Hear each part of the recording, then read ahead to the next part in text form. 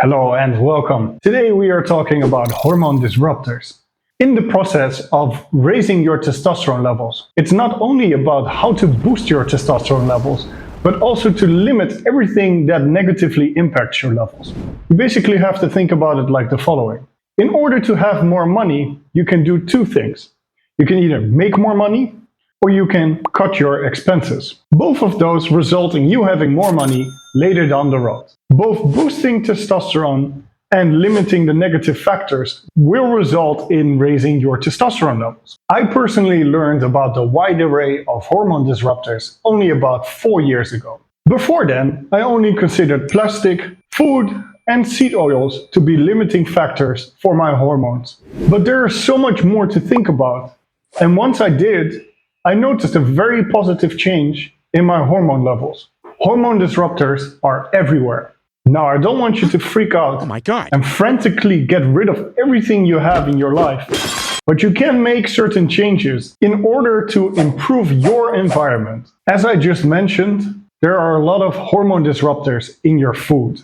You can't bypass all of the hormone disruptors in your food, but you can definitely limit it by a substantial amount by just getting rid of all the processed foods in your diet. Now, the big discovery that I made 4 years ago is the big amount of hormone disruptors that is in our cleaning and hygiene supplies. Once I discovered and changed that, my hormone levels changed for the better, drastically.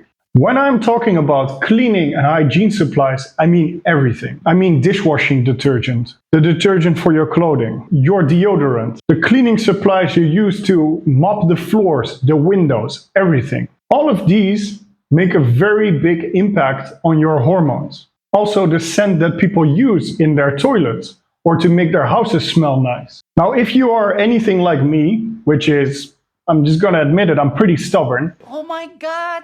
He admitted! The first time I was told it was very bad for you, my first reaction was, how much can it really matter? Like, does it really make that much of a difference?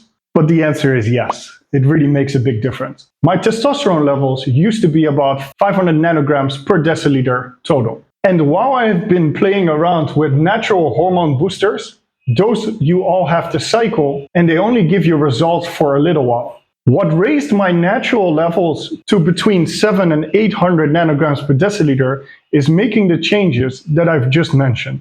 I'll put up a sheet with the progression of my testosterone levels during the past few years. For those of you that have been watching my channel for a while, you know that I'm performing very frequent blood tests. So this gives you a very accurate reading to what happened to my testosterone levels in the past few years. Once I dealt with my stubbornness, Don't be so stubborn! I started thinking what the normal stuff did to me during the past few years. And then I realized using deodorant was often painful. It would burn under my arm. I'm not going to mention the names of the deodorant brands because I don't want to get sued, of course. But you know. I'm not guilty. Oh. He is.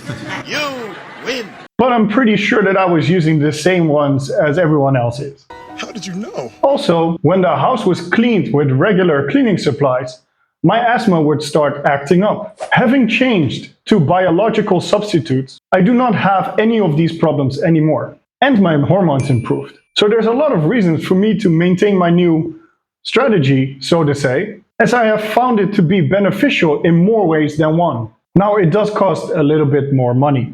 However, that's totally worth it for me, just the same as my diet is worth it to me, to not have to eat junk food that makes me feel bad and gives me better results in everyday life. Other changes that I've made is changing all of my cooking utensils to wooden replacements. And I've also switched to only buying non-chemical pans and pottery. Furthermore, I also switched to natural toothpaste, shampoo, and shower gel, which is better for your hair anyway, and toothpaste with fluoride in it can be harmful for your brain. Long story short, there are many factors that impact your hormones in modern day life. A lot of modern day things that we consider luxuries are not safe long-term to use. We have seen a big decline in male testosterone levels, and hormone disruptors are a big part of that equation. This series is aimed at optimizing your testosterone. This episode was about hormone disruptors. Next week, I will be talking about lifestyle changes that you can make in order to naturally raise your testosterone levels.